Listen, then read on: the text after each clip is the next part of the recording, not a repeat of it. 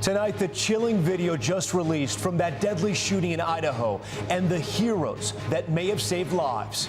The terrifying scene caught on camera. The moment the gunman pulls up to an In-N-Out drive-thru and opens fire. Panic inside the restaurant, an off-duty trooper heroically firing back. This worker nearby talking to the shooter so others could get away until officers finally confronted him.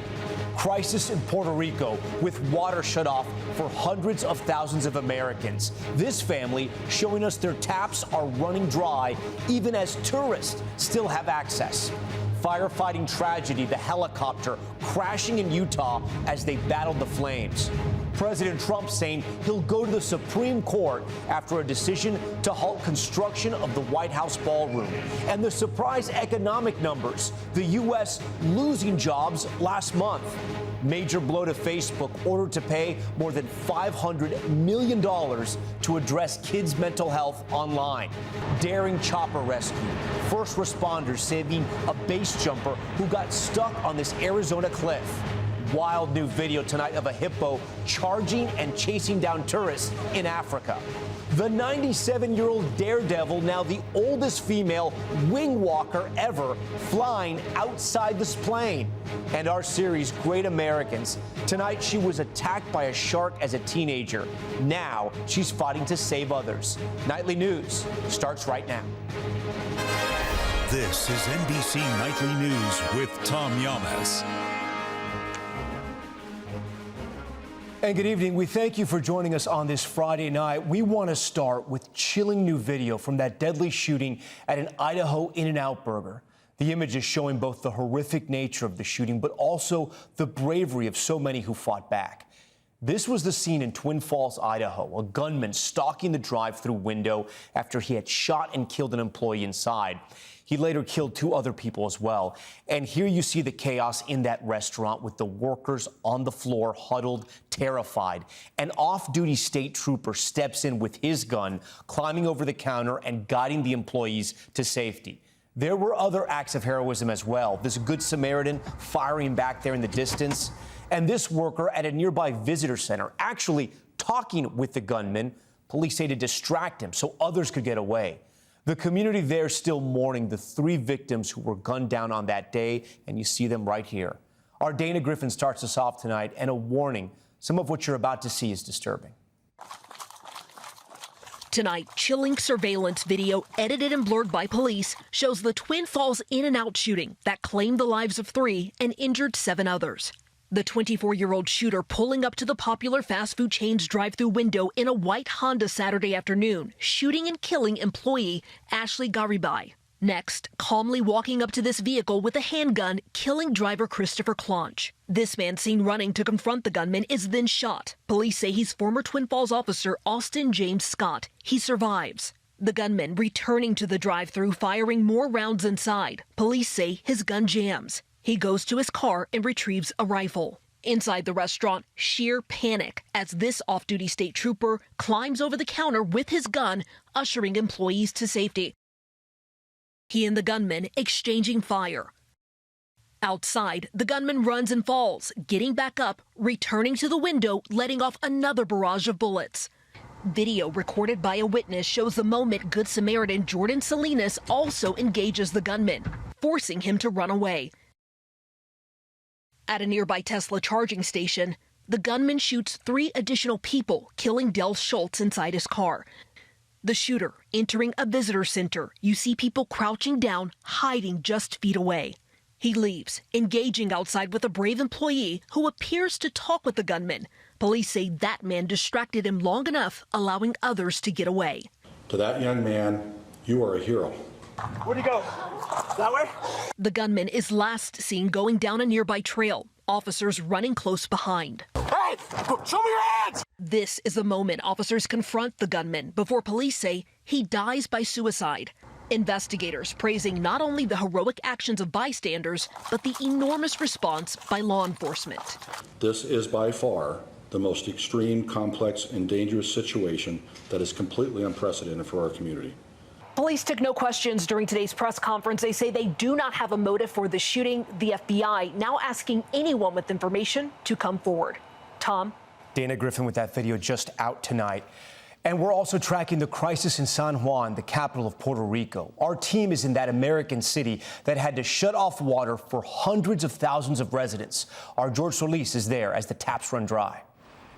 Tonight, the water is now shut off for hundreds of thousands in Puerto Rico. Taps going dry as part of the American territory's drastic water rationing measures to conserve during a historic drought. For 2 days at a time, on a rotating basis, families are being forced to live off what water they have saved.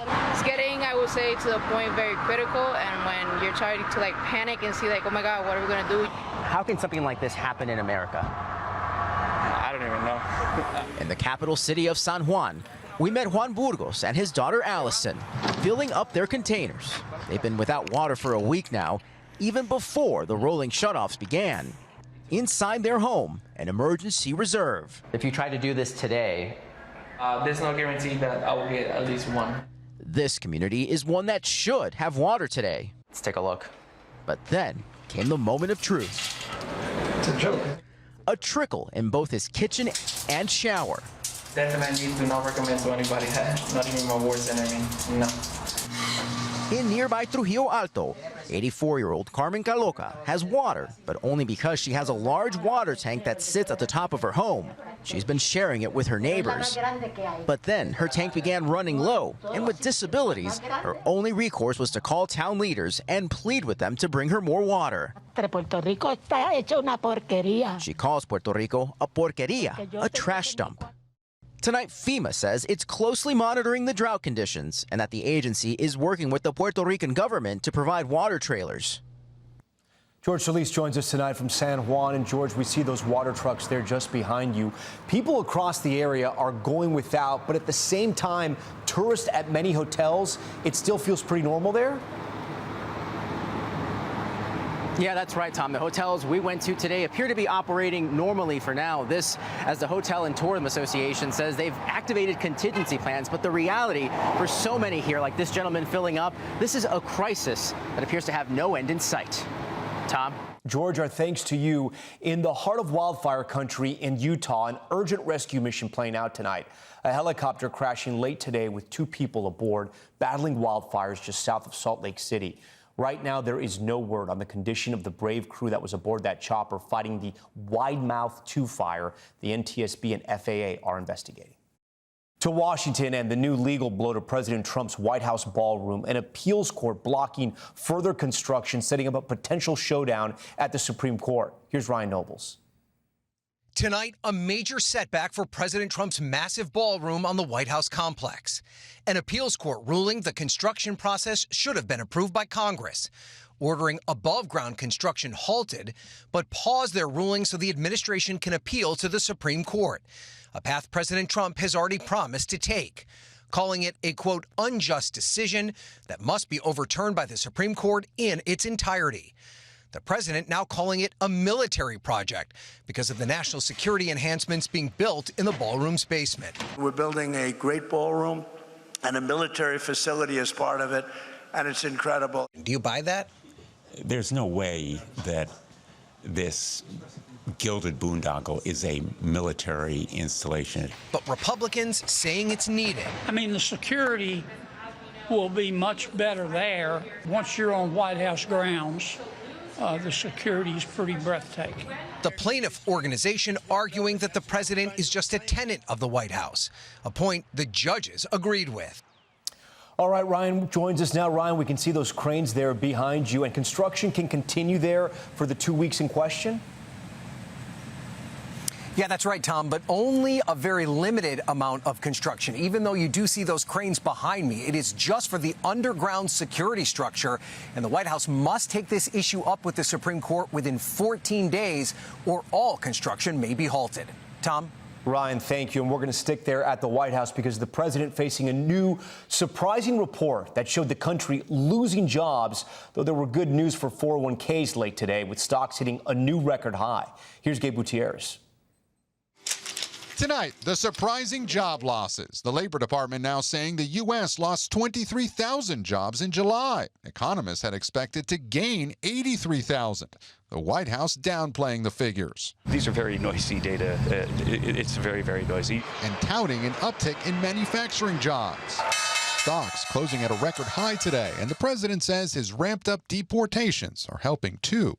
As illegal aliens go home, the cost of rent, groceries, and other staples is coming down very fast. But polls show fewer Americans approve of his handling of the economy, while the Iran war keeps the national average for gas above $4 a gallon. It is frustrating. It is hard. It's annoying and it's frustrating, and hopefully we can get a grip on it pretty soon.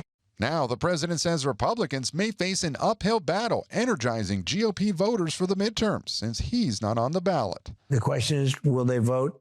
Because a lot of them are very angry at Republicans, to be honest with you. They're Why is angry that? I don't know. I mean, they're angry at Republicans, but they're not angry at me. Why? They're not angry at me. The unemployment rate did drop a bit to 4.1%, but analysts say that's at least partly because more people stopped looking for work. Tom? Gabe Gutierrez first. Gabe, thank you. The social media giant that owns Facebook has been ordered to pay nearly $1 billion from a lawsuit in New Mexico, and it may not be the last major judgment over claims of harm done to young people via the company's apps. Brian Chung has more. In a major blow, Meta being told by a New Mexico judge to pay up and even change up its platforms, including Instagram and Facebook. The judge comparing Meta to a factory and psychological harm to and sexual exploitation of children to be the pollution that must be abated. New Mexico's Attorney General Raul Torres brought the civil case against Meta. While it is a victory, it is also something that highlights what comes next, what we must continue to do to advance this fight. A jury in March found that Meta knowingly designed its apps to be addictive and harmful to teens, slapping Meta with a $375 million penalty. A judge saying Meta must now pay another $567 million. The judge also demanding new features for under 18 users, like mandatory usage time limits of 90 hours per month and banners shown once a month to highlight Meta's safety features. Meta says it will appeal the decision, adding that they, quote, have been transparent about the challenges of identifying and removing bad actors and harmful content. Something CEO Mark Zuckerberg spoke about in deposition video as part of the trial. We need to constantly be vigilant and improve our systems in order to be able to identify the bad actors. Meta faces further legal challenges this month, including a federal court battle with the first of 29 states alleging that the company is contributing to the youth mental health crisis, as social media companies battle back against allegations they're polluting the internet. Brian Chung, NBC News.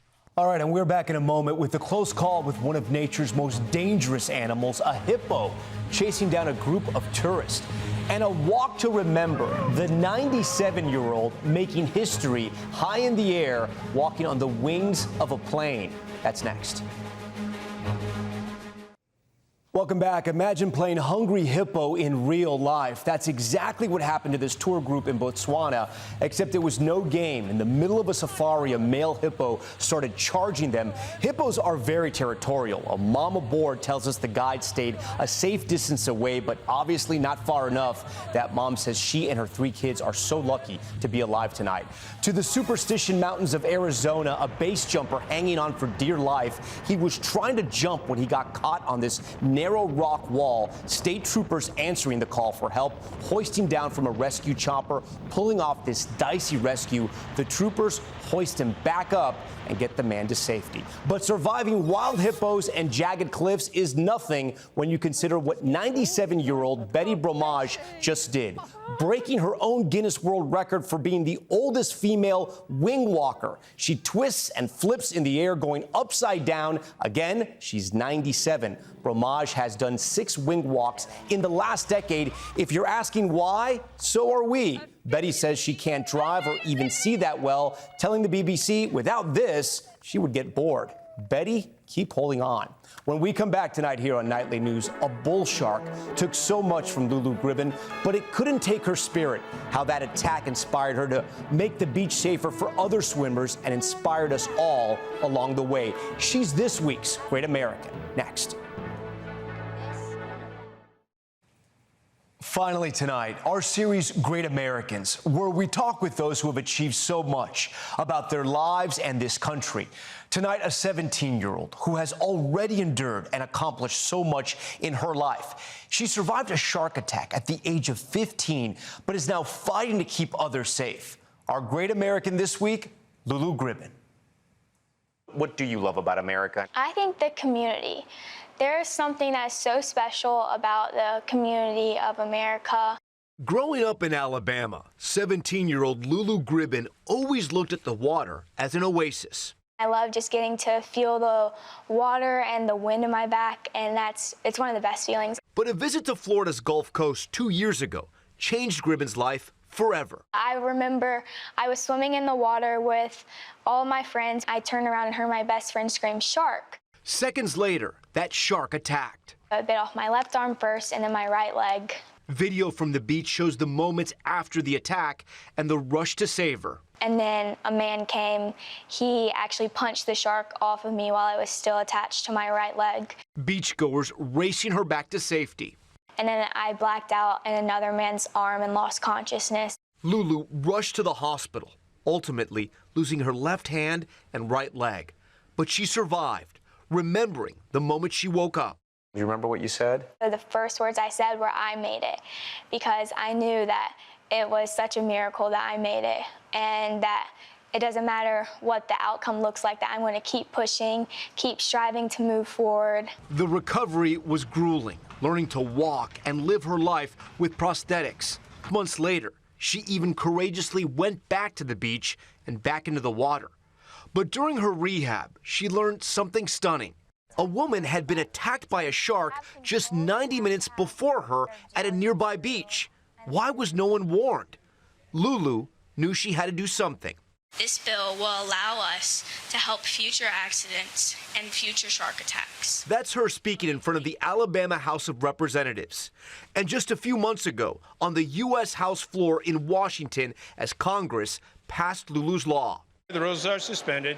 The bill is passed. What is Lulu's law? So Lulu's law functions the exact same way as an Amber Alert system, but for shark attacks. So when a shark attack has occurred in the water, it sends an alert and notification to your phone to let you know that there's something dangerous happening in the area that you're in. Has there been a time, maybe through the legislative process or trying to get Lulu's law passed, that you felt proud to be an American? Definitely. It was being on the House floor, that was just, I was in awe, definitely, and that was one of the best experiences I will ever experience in my lifetime. But really what I want to do with my future is be able to help other amputees. She started a foundation last year, distributing $150,000 in research grants to help other amputees. My foundation is called the Lulu Strong Foundation, and I feel like a lot of times my story is focused on the shark attack, but now it's beyond that, and our goal is to be able to raise money and give that to other companies and organizations who are researching into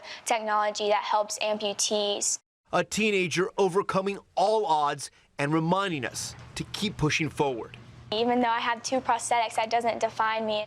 I'm still the same Lulu, and nothing has changed on the inside except for just growing stronger and continuing to strive for more. Lulu Gribbin, this week's Great American. That's Nightly News for this Friday. I'm Tom Llamas. We thank you so much for watching. Tonight and always, we're here for you. Have a great weekend. Good night. We thank you for watching, and remember, stay updated on breaking news and top stories on the NBC News app or watch live on our YouTube channel.